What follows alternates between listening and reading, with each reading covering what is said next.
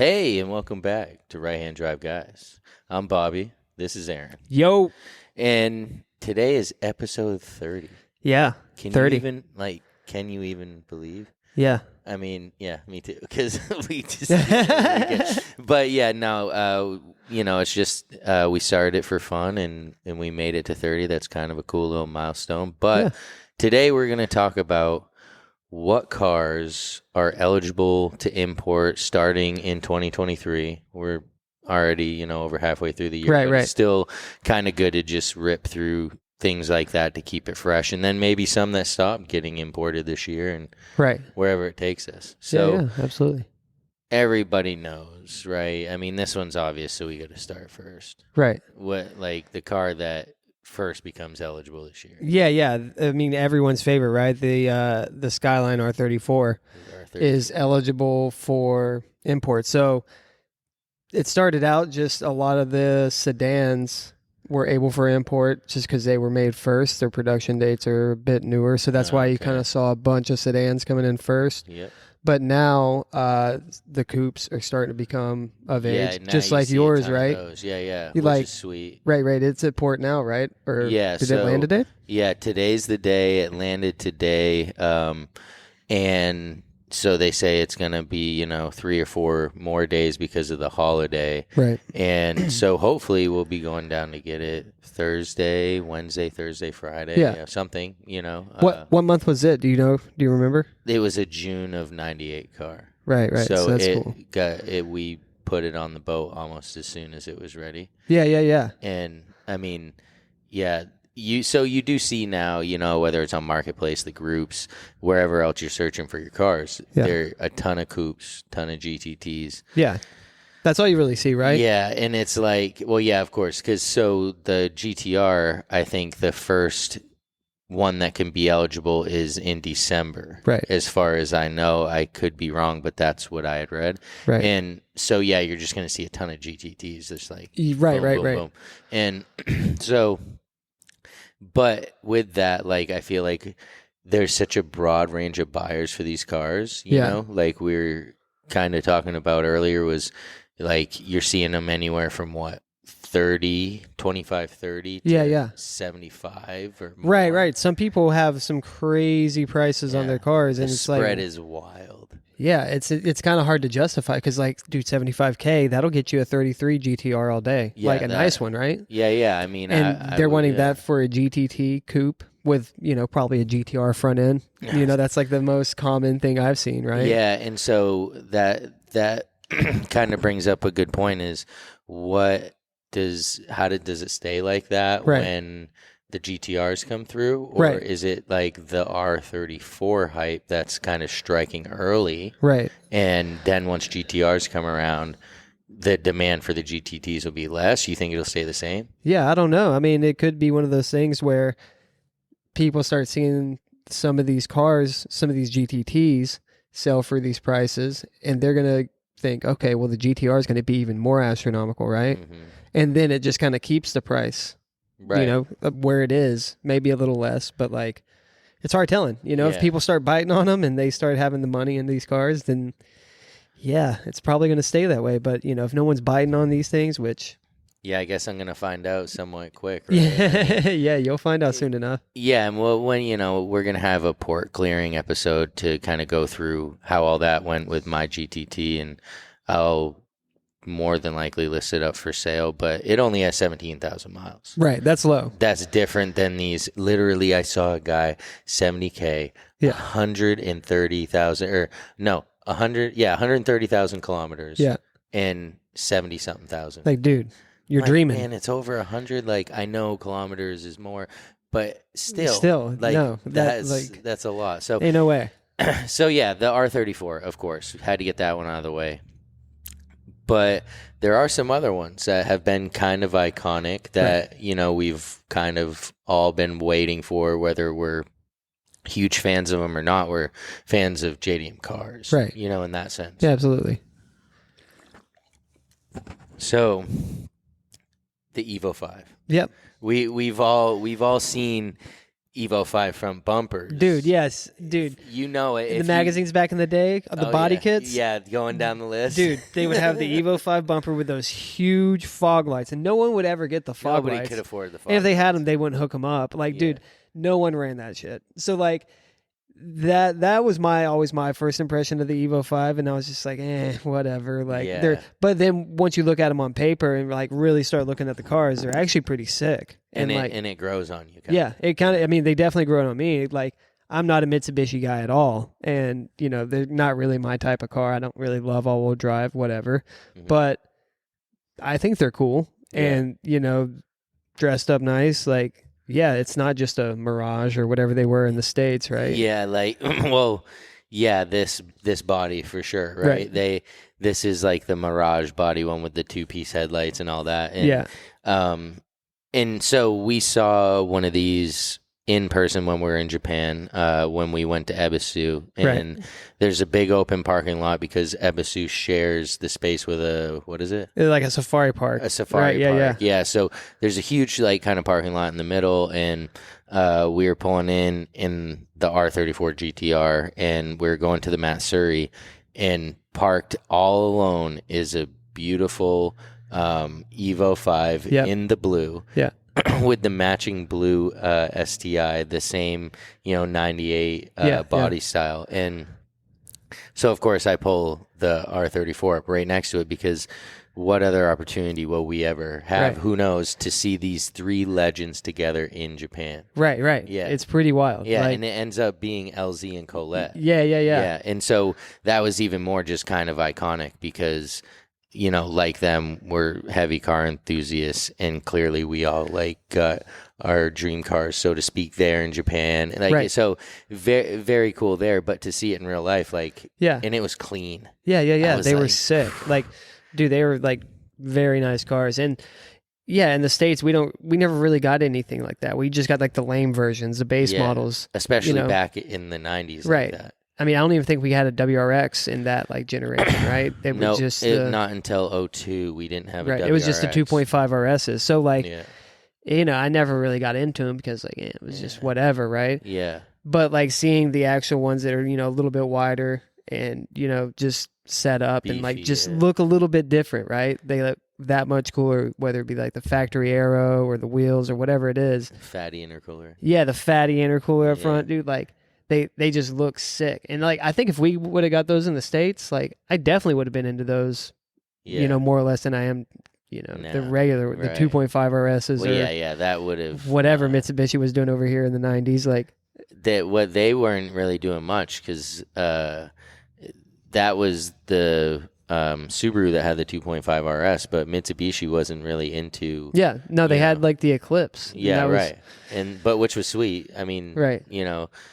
But yeah, I mean, I have had a few Evos. I really love the Evo 9s, but back then when the Evo 5 was out, no, I wasn't into it. Right. But so that brings us to the next one though, is the 98 WRX STI. Yeah. Which is early rally days, definitely an iconic car. It had the little roof scoop. Right. And LZ's had that, and it was really cool. He had it popped, I think. Yeah, probably. Yeah. Flexing it. Yeah, and it was, but they looked really cool. And if you've seen Colin McRae used to drive one. Right. Classic. And so, yeah, I mean, for us, that's maybe not something that would be in my collection, but I can definitely see how it would be a desirable car. Yeah, 100%. And, dude, to take it back to when, you had all three cars parked next to each other at Ebisu, it's pretty wild to think that all those three cars came from the same year and, the same era. Looking at the GTR, because the GTR just looks like, I don't know, just it is so far ahead of its time. Whereas, not that, the STI or the Evo looked dated or anything. It's just the 34 just was that much better. Yeah. I don't know why, but even the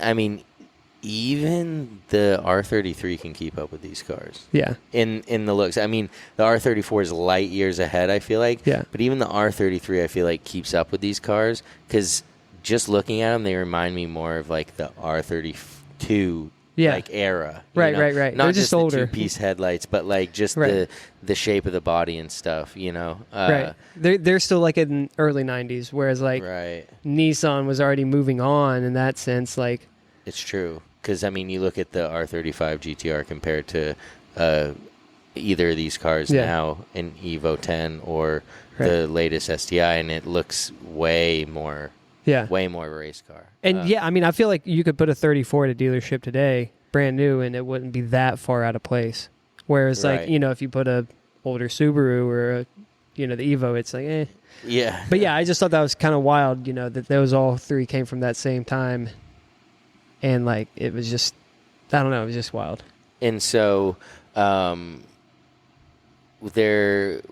we were talking about this, we were also talking about like what cars are not like are kind of going out. Yeah. Like we're like the last year, 2023 is the last year of like the manufacture of some of these cars, dude. Yeah. And some submodels, right, where it changes. For sure, yeah. The 180SX finally ends. It's the final year for 98's the last year for the 180SX, and dude, that's pretty crazy. Like those were being made late 88, probably 89.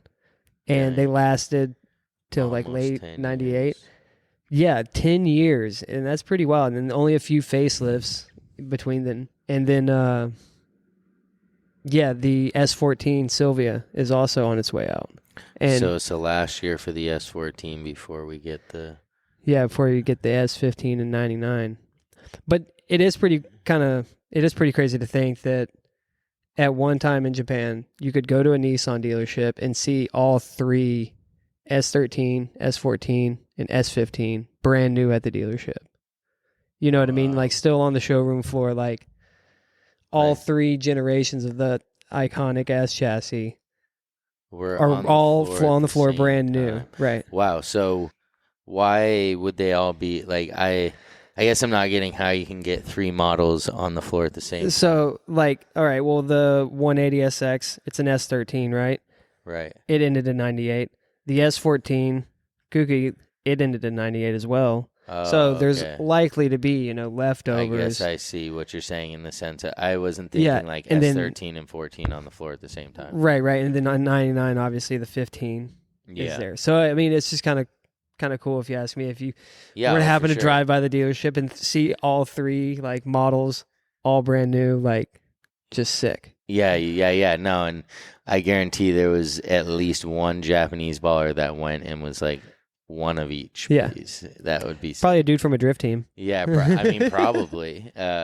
So yeah, and when we talk submodels, which is important too, because some of the kind of submodels of cars change the car. So the Civic Type R first generation, 96 to 98, this is the last year of those. Right. So then we'll get the 99s and, we'll kind of see that facelift with those, which is cool. Those were always my favorite.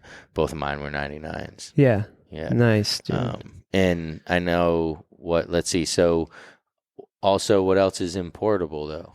So the last of it. Or the first of it. Yeah. So the first of it. Of whatever the submodels? Yeah. So what I was about to say is the two of my favorite Autech cars are now available for import, which is what's that? One, the 260 RS Stagia, which is sick. Yes, very sick, dude. It's a wagon with an RB26 drivetrain. Yeah. Like, I'm sure everyone's seen an R34 wagon before. Well, that's what it actually is. It's a Stagia with there's a bolt-on kit for the 34 front end that, those always look awesome. Dude, so awesome. And remember that one parking area we stayed at Ebina, I think. Yep. There was like a Stagia meet. Ton. Dude, so many. There had to been like a meet or a crew or something that was meeting up there because there was so many of those. So dude. Many. I don't know, 25, 30. And then further down the lot was like a ton of GTRs too. Yeah. And I mean, it's just a wagon. Like, I don't know, you either love them or hate them, I feel like. But a wagon with a GTR drivetrain, and if you put the front end on Yeah, it, and dude, if I you mean, dump it on some wheels, and right. whew. Dude, you can put a lot of dogs in the back of those. Oh, you can put a lot of dogs. You can put a lot of different stuff in there. You can fit a set of wheels in there. For sure. Yeah. Like, dude, very sick cars. And then, also my other favorite Autech car that we also saw quite a few of in Japan, surprisingly, is the Autech 33 GTR, the 40th anniversary. Photo. Yeah, and that's the 4-door GTR. Like, Yeah.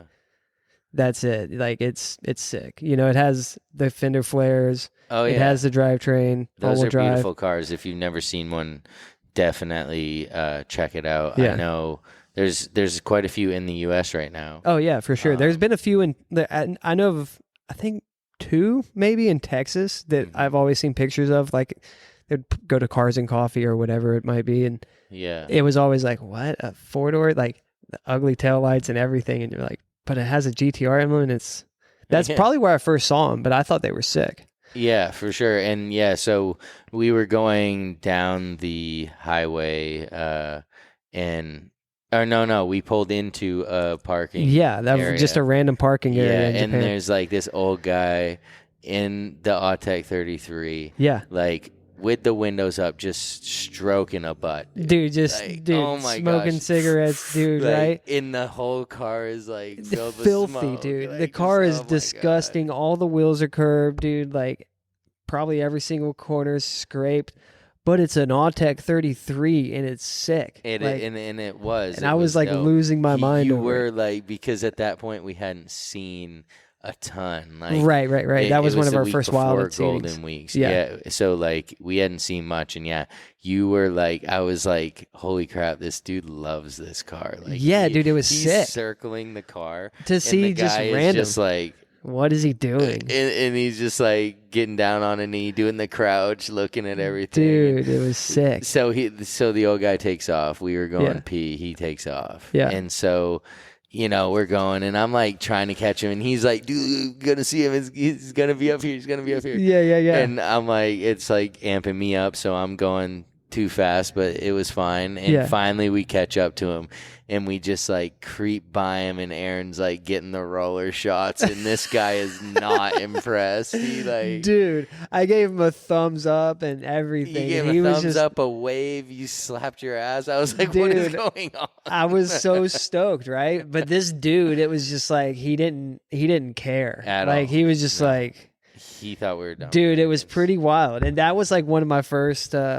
Like, I don't know. It was like you said, it was one of our first car sightings, I guess. Yeah. And like I gave the dude a thumbs up, and he just looks at me like I'm crazy. But like, It was awesome. Still. I thought it was sick. Yeah.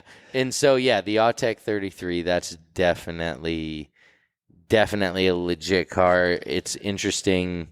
I mean, it makes sense, but it's interesting how the way that the 34s came out, but not the GTR, while the 33 GTR was still being made, Yeah. and it was the last year for it. Yeah, so like that's also interesting, like how they did that. Like they still had 33 GTRs on the floor, Yeah, and they're rolling out 34 GT2s. dude, just imagine that year at the dealership, yeah, like where you have all these S chassis, all these. that must have been like, Dude, I would love to see stages. some old like video of that, like, Right. like the home camera stuff. Like I would love to see that. Dude, take me back to '98. Seriously. And yeah, I mean, it's pretty wild how some of these cars, like it really was probably a pivotal year Yeah, because with these changes, not just in the cars, but in the companies and like where they were heading after this year, I definitely, will be excited to see that. So they also have the Prelude Type S for Honda came out this year. yeah. And Preludes are pretty cool. Like they had the SHs with superior handling. Superior handling with the rear steering. Yeah, and they had cool. they also had the H22, which was like the big boy before the K series came Pretty in, much, right? yeah, and that's what everybody was trying to swap or was swapping into their EG Civics. And Right. EK Well, that was Hatch like such a crazy thing. There would always be a dude with an H22 and an EG. yeah, Like because it was there was like always the at least biggest one of motor, them. It was just like, I guess, but yeah. they ran good, you Yeah. know, like It was a VTEC motor, so Yeah. It definitely hit VTEC. And so this year though, the 98s were the ones that came with like the headlights that were not like bars. Right. They were like on the hood, like I don't know what to call that. But you know what I'm saying? The the models with the headlights like on them. Yeah. Instead of like across it. Right. I personally liked these better. Right. I just liked that headlight setup, and I felt like those like 98 Preludes just looked like clean like that. Yeah. I think they look really good. And like, dude, the Preludes, they always had the wildest interior, I felt like.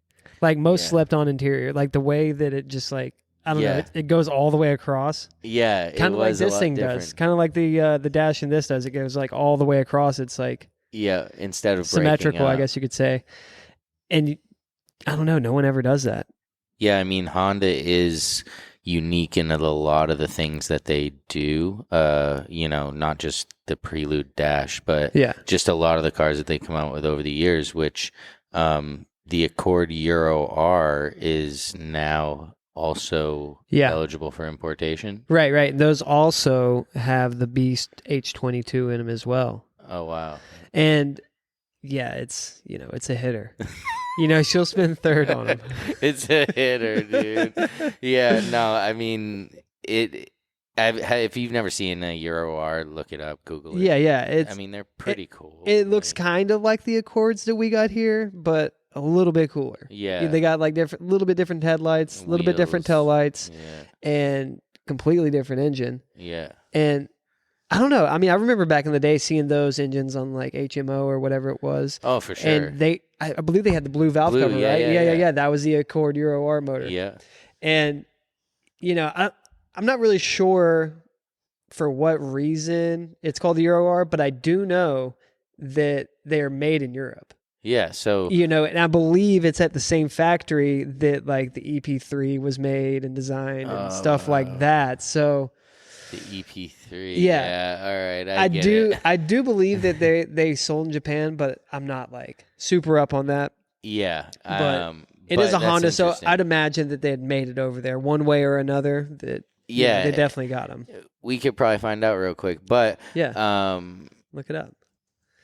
Yeah, I mean, it seems like anything that European factory, that built like the EP.30 and the Accord Type R, it seems like people shied away from those for whatever reason. They're not the best work. It's not the Japanese factory that put in the work and designed these cars. It's a little bit different and it shows. Yeah, and so I got our answer. Oh yeah. So the Accord Euro R was officially sold only in Japan.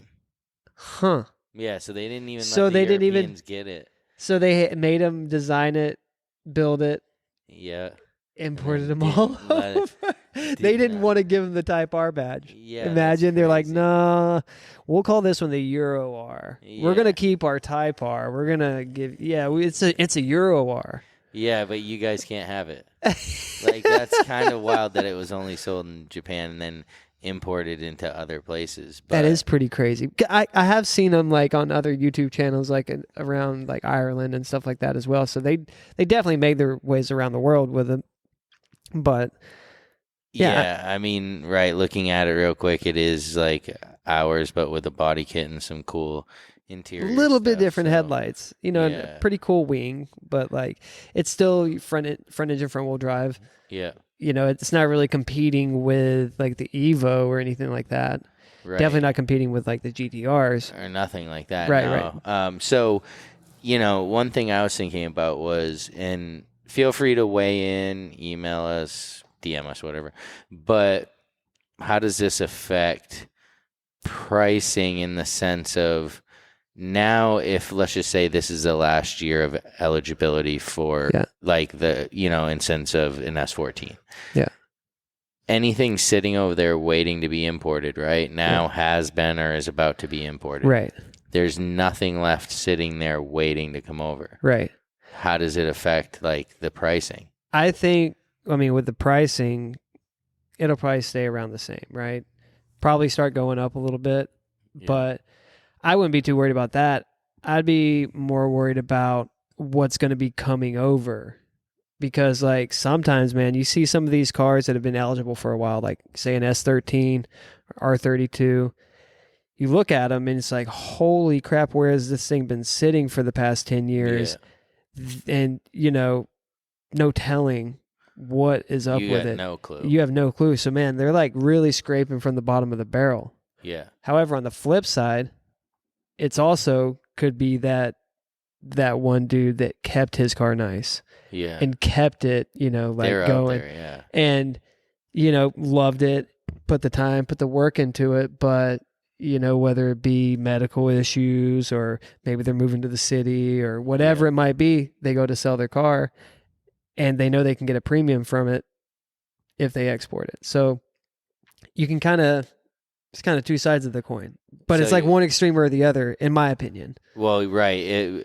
Beyond, like, so there was the original ones that people bought, right? Right. Put in storage. And I feel, And then once all those were, like, bought up, now is when we're talking about, so everything's eligible. Right. So now what's left over there is either awesome or shit. Right. Yeah. And all that middle of the road, like all those decent cars, all those good deals, all those, you know, all the ones that you want, they're already going to be exported and brought over, and they're going to be getting taxed on in the U.S. or wherever it might be, Australia, Europe, whatever. Or, I mean, that's how it goes with these cars. That's how time goes on, and that's how classic cars are. Yeah. You know? And they're, you know, you start scraping from the bottom of the barrel. Right. And at that point, you're not getting a deal and you're getting the bottom rung. So then I guess pricing. I mean, I guess right. What you're saying, if you're getting one from Japan, that's what I'd be worried about. Yeah. But just getting them, period. Now, right. Once all that's left is either the best or the worst, the middle of the road stuff price goes up. I feel like. Yeah. That's gonna slowly start going up, like just over time. Right, that's just going to appreciate because they're sought after cars. Yeah, you know, and look at it like that. You know, you kind of have to, because like if you don't, then yeah, exactly. You're gonna be like disappointed, and right, you know, you're gonna be like, oh, well, I had one of those. You know, yeah, when I was a teenager or whatever it might be. Like I catch myself doing that. Like, oh man, I have had so many 240s that I just. Let go, cut in half, sent to the junkyard, whatever. Like, dang, sent to the junkyard. You know what I mean? And and I've seen firsthand, like, you know, front clips and things like that from these JDM cars. Like, that used to be a car, right? So, all like, of those dude, are gone. all these things are just like it's kind of crazy. Yeah. That's why when we went over there, we didn't even really see anything unless it was like kind of planned out or like special time, like during Golden Week. Yeah. But otherwise, think about, you know, because we obviously built up in our head like we were going to get off the plane and there was going to be GTRs. That's not what everywhere. It is. No. I mean, if you guys followed me and like watched my story, every time I saw a cool car, I posted it. And I went back recently and kind of just like looked at all those pictures of the cars, like random highway cars I saw.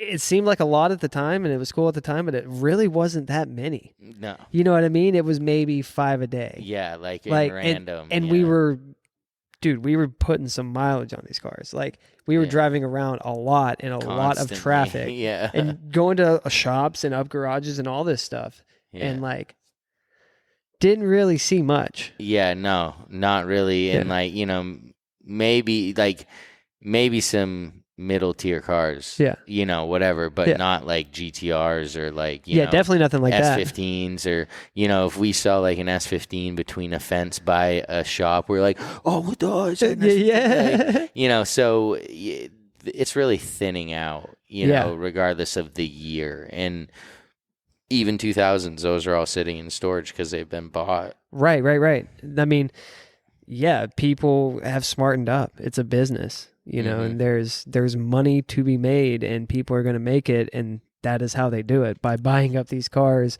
and just sitting on them. And that's just filling out warehouses, their money and taking the risk of whatever may happen. And so, like when you do pay X amount, like just understand it's because of that work and that sacrifice to even get that car to you. Right. Because it could have started 4 years ago. Right. Like, it's pretty crazy, you know? So, yeah, I mean, I'm like sad to see that like you know, because this is just like anything else. Like time is passing. Right. And so I'm sad to see the 180, like, you know, it's done. Yeah. You know, it's not like it's going away, but there's nothing that's coming over that couldn't have come over. Yeah. You know, and same with the R33. Like, you know, it's just like a milestone kind of in like our industry that now is like past. Yeah. No, but for real, you know, but I am also excited. I'm excited for what is to come. We're not that far from a lot of really cool cars. Yeah. You know, like the S2000's coming up. I know we had that here, but just that deepens the pool of the availability of them, you know. And there's also, the Evo 7 and 8. Right. Like the 7 for sure. We didn't have it here. That one's and the really wagon. dope.